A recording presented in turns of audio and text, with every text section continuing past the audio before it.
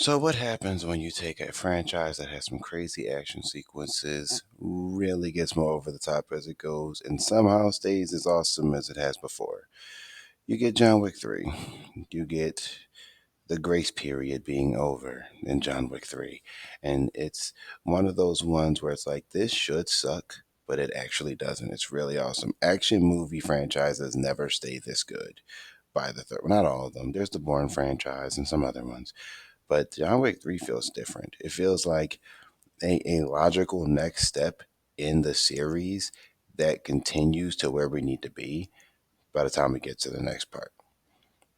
And John Wick 1 is just a low down, gritty action flick about a dog and some revenge. Then you get John Wick 2, which is the next part of it, where he's pretty much finding more about the organization and things like that. And he breaks the rules and sets the tone for what happens next. Now we're here at John Wick 3. After the grace period's done, John Wick is on the run. And it's beautiful the whole way through. The cinematography is somehow better than it was in 2. The action is a little ridiculous for one sequence, but the longer action takes start to take place here. And this is where John Wick really does kind of start to become like damn near immortal. Like he really does by this point. And I just want to break into the fact that John Wick 3 is my least favorite of the franchise, but it's still really freaking awesome. So let's dive in. So, it starts off pretty much directly where John Wick 2 ends, where John's on the run with his dog and he's got time. He's got time to get away before pretty much everyone who's in the organization or outside or a bounty hunter or something is ready to kill him. And the movie is pretty much that all the way through until the end. There isn't too much there. There's more stuff with the organization. Again, we get a glimpse at the area where the ballerina comes from, which I'm very excited for. I can't wait to see that movie. And John is basically, like, I can't do this. It is a little sad that he has to leave his dog. It is a little bit sad that he has to go out there and find his way to some kind of survival. And we get a little bit more on Larry Fishburne and what's going on with them. Um, Breaking down John Wick 3 is a little difficult because honestly, it's him going where he needs to go to kind of get the plot moving, which is why I feel like John Wick 3 is my least favorite because he's in America, then he's in, I believe, Arabia, where we do see the head of the organization and what he has to do to get free and all these other things. I just think John Wick 3 is quite possibly the most ridiculous because it just doesn't, it feels a little longer than the others. Like it's funny, like John Wick 4 is like 2 hours 50, but it feels faster and better paced than John Wick 3 does. And I do think John Wick 3 has the unfortunate reality of it's the third one and it's still good, but it's the worst one. And I think everyone's entitled to their opinion on which one's the best. And I've seen most John Wick films have that. Though it's just like, oh, well, this is the worst one or this is the worst one, but they're all good. But everyone has their own personal favorite. This one lands as my least favorite for what I just aforementionedly said. But like the pluses for this one is like the cinematography is just as beautiful, if not better, than the first two. The action sequences are cool, except for one that's really dumb. And this is when Keanu Reeves starts to care less as far as his acting goes. So that's also a problem. But all that being said, John Wick 4 succeeds in a lot of different ways of somehow keeping the action feeling fresh and epic and cool while also still being a little bit believable. But John Wick becomes basically John McCain and he's damn near immortal at this point. And it's satisfying to watch still. It's just so satisfying to watch.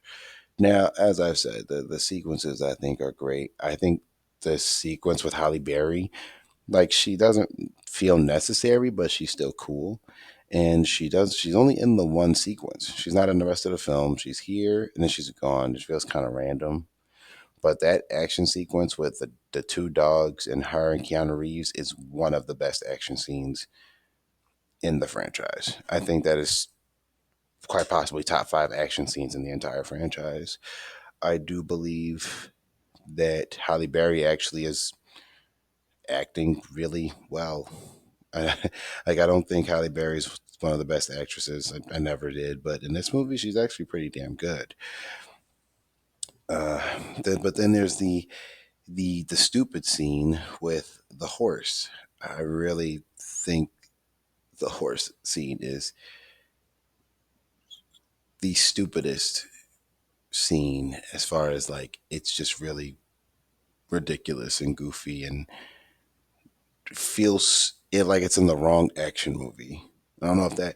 I mean, it just feels like it's in the wrong action movie in the wrong place, especially for what how John Wick 2 ends, which is a really epic ending to the opening like half hour, and he uses a horse to kick a guy's and it kills him. Like it's just really stupid. But the sequence with the knives is really cool. The sequence where he like basically jimmies his own gun together is really awesome.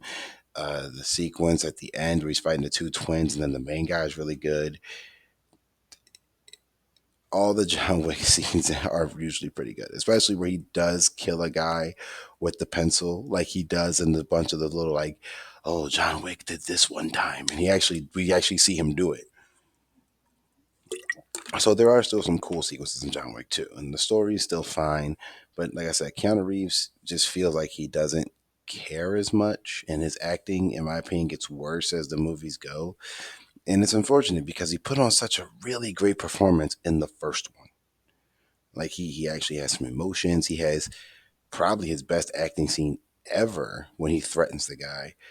And it's like, okay, well, Keanu Reeves really cares about this franchise. This is great. We get to see Keanu Reeves act. And then as the movies go, he just cares instantly less. As far as his acting, like the action, he's still committed 100%.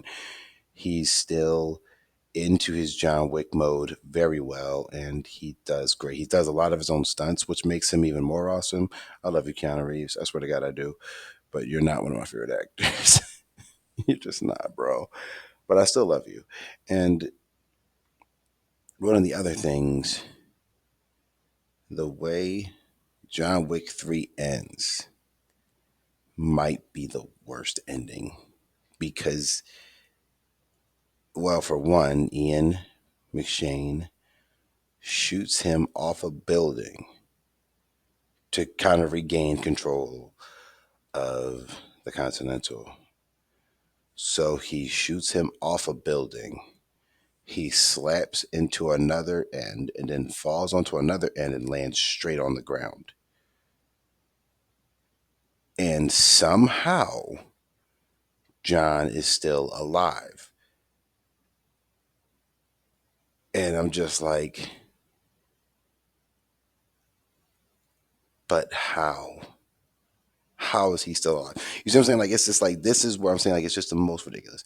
And then it ends, and you see that Lawrence Fishburne is also still alive after being offed by the Japanese, I believe. Japanese. And they, presumably killed him, but he didn't die. And